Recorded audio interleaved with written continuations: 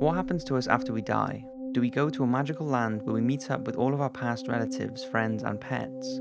Are we reincarnated and return to life as something or someone else? Or do we pass and just never wake up? These are questions that all of us have thought of, yet none of us have answers to. Some people, however, have literally died or were on their last breaths, then are brought back to life to tell of a story of where they believe they were going during their last moments. Now, this of course isn't confirmation of what happens when we die. Like I said, no one has the answers to that. But here are 5 people's remarkable stories and experience of what they believe was the afterlife. Mickey Robinson. Mickey Robinson was a professional skydiver who loved nothing more than falling from the sky. Those 60 seconds of freefall followed by a serene parachute descent became, by his own admission, an obsession. That was until one August afternoon in 1968 when all that changed. Mickey and 5 other men, 3 professionals and 2 students, took off to make a relatively routine parachute jump. Flying conditions were not ideal due to the intense heat on the day, but being highly experienced, Mickey was confident. Shortly after takeoff, there was an eerie silence in the plane, and it became apparent that something was seriously wrong. The engine had stalled. The pilot turned to Mickey and said, "That's it, we're going down," and the plane plummeted to earth and smashed into the ground at over 100 miles per hour. Despite the initial impact, 3 of the men on board managed to escape, and the 4th also managed to scramble free, assuming that the pilot and Mickey had also survived and were making their escape. But as the 4th man left, the plane burst into flames, with Mickey and the pilot still inside. As one of the men saw Mickey engulfed in flames, trapped and trying to get free, he went back and ripped Mickey's trapped parachute cord with his bare hands, pulling his thumbs out of their sockets and dragging a completely ablaze Mickey from the wreckage. Sadly for the pilot, it was too late and he burnt to death. Mickey was so severely burnt, it was a miracle he even made it to the hospital. After his clothes were cut off, it was discovered he had sustained 3rd-degree burns to nearly half of his body, some of the burns going down to the bone. In hospital, his entire body became infected, he was skeletal, and his skin was ulcerating and rotting. To top things off, no painkiller could touch the agony he was experiencing.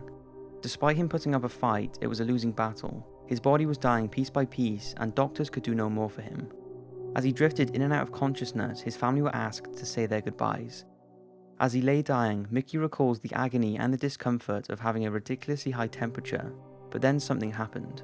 He no longer felt he was in hospital and believes he had entered into the realm of a spirit world. He was transported from his burnt, wrecked body into a place of pureness.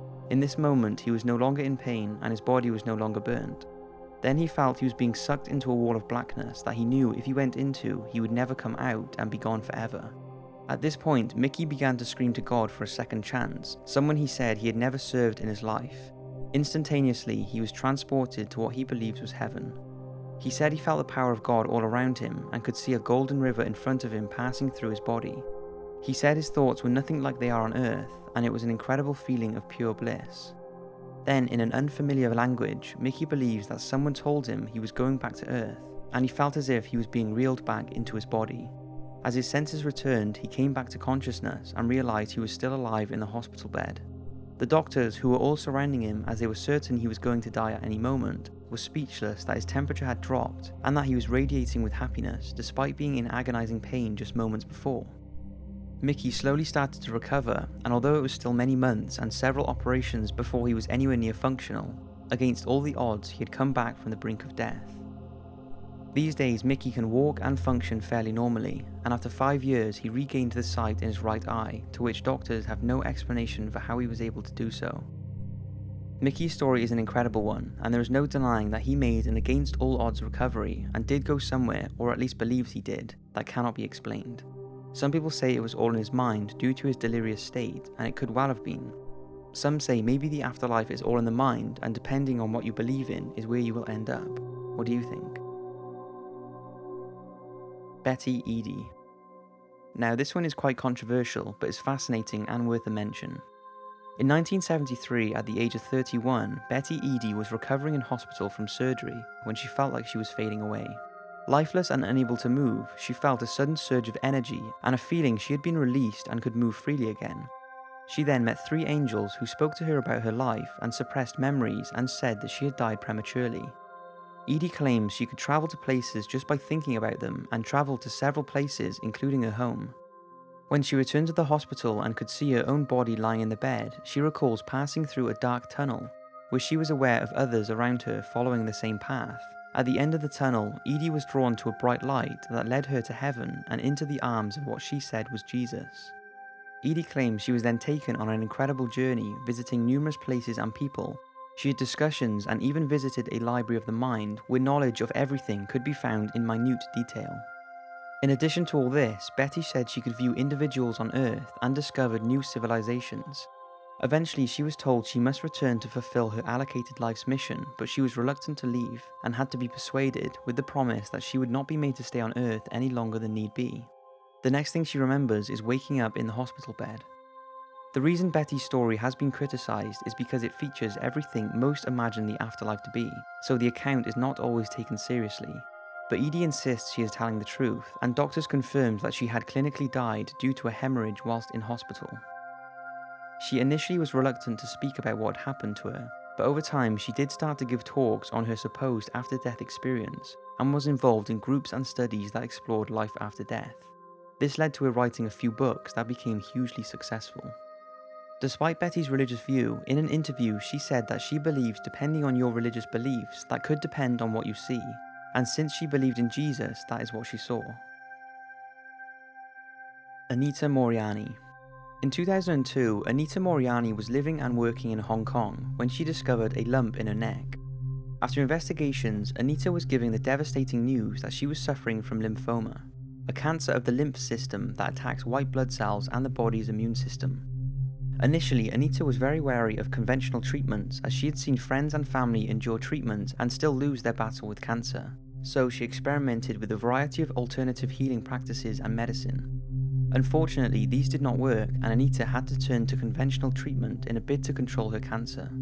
During her treatment, the doctors informed her that her cancer was terminal and it was too late to save her life as the cancer had spread to other organs in her body. After a brave 4-year battle, in February 2006 she had fallen into a deep coma. Her lungs were filled with fluid, her muscles were deteriorating, her organs were shutting down, and doctors informed her family that she was in the final stages of life. Anita stayed in a coma for 3 days when unexpectedly she regained consciousness and told her family an incredible story. Anita claimed that she was welcomed by a dead father and friend who told her that it was not her time to die. She described an out-of-body experience and observed her physical surroundings perfectly from above. At this point, Anita was ready to die. She wanted to stay in this beautiful, pain-free, blissful state, but felt an urge to return by her father who told her to go and live her life fearlessly. As Anita left her father and friend, she regained consciousness and said she experienced a spontaneous healing. Miraculously, within 4 days of returning and at the end stage of lymphoma, Anita's tumours started to shrink. She responded to treatment and against all odds, within a few months she was cancer-free. Anita now works as an author and an inspirational speaker, sharing her story and the life lessons she took from her experience. Julie Papi. In 1997, Julie Papi was involved in a horrific car accident. She was 29 at the time and was driving home from a shopping trip when a young driver jumped a red light and crashed into her car at 50 miles an hour. The impact was huge and Julie's brainstem was injured and her body began to die. She was pulled from the wreckage, unconscious, unresponsive, and had no detectable pulse.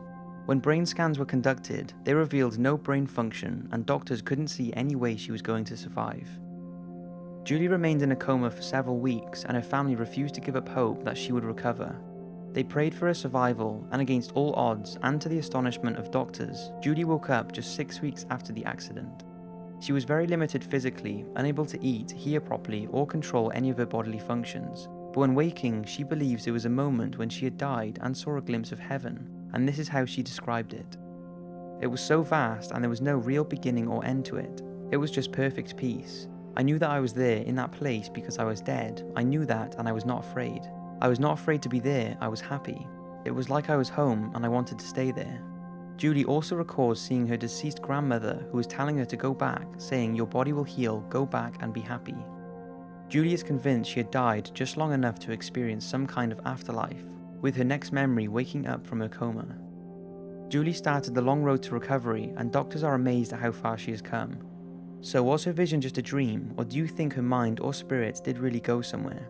It's interesting that if it was all in her mind, that despite her brain being practically non-functional, she was still able to visualize what she believes was an afterlife. Now this next one is the story of Colton Burpo, a 4-year-old boy who in 2002 was visiting Colorado when he began feeling unwell and seemed to be coming down with the flu. After a visit to the doctor, this was confirmed, and after returning home with his family to their home in Nebraska, Colton became increasingly ill and was rushed to hospital for 2 emergency operations as his appendix had burst. Infection was spreading in his body, and as he lay in the operating theatre fighting for his life, Colton says he went to heaven. He astonished his parents as he recounted his trip to what he believes was heaven to them at just 4 years old. He said he was picked up by angels and met with Jesus, who he felt safe with, and when asked what it was like, he said it's all the colours of the rainbow, a place of beautiful shades and hues. He said the gates were made of gold and there were pearls on them. It never gets dark, it's always bright. Everyone wears a white robe crossed by a sash of different colours, and they have lights above their heads. Colton also claims that he met his sister, a child that his mother had miscarried a year before his birth, to which Colton had no knowledge of before his believed trip to heaven. He described having a conversation with her where she said she was glad to see someone from her family, and she hugged him and said she couldn't wait for her mum and dad to come up to heaven and meet her.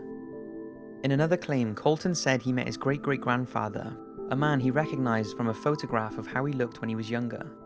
Without realising who he was, Colton also described meeting John the Baptist, and he was introduced as being Jesus' cousin and the man who baptized him. Over the years, the boy claims the visions of heaven have become clearer, and when he was 11 years old, with the encouragement of his family, he wrote a book called Heaven is for Real. This has led many to think that his story has been exaggerated by his parents for profit, but he said it was not his intention to write the book, but God had helped him make the decision. The book was also followed by the successful movie of the same name. So that's 5 people who medically died or were moments away from it and believe they saw what happens after death. Now, I know a video like this will attract some hatred towards other people's beliefs and opinions, but this video is in no way to preach any kind of religion on you. If you've watched my videos for a while now, you will know that's not what I'm about. So, can these people's experiences 100% prove what happens after death? Definitely not. Can they bring some people comfort to a subject we know nothing about and also baffle scientists as to what exactly is going on? Absolutely. But in the end, everyone has their own beliefs. Whether you're a Christian, a Muslim, a Buddhist, or an atheist, we are all the same and come from the same earth, so should make the most of what we know we definitely have in this life. Thanks for watching, I hope you've enjoyed, and I will see you next week for another video.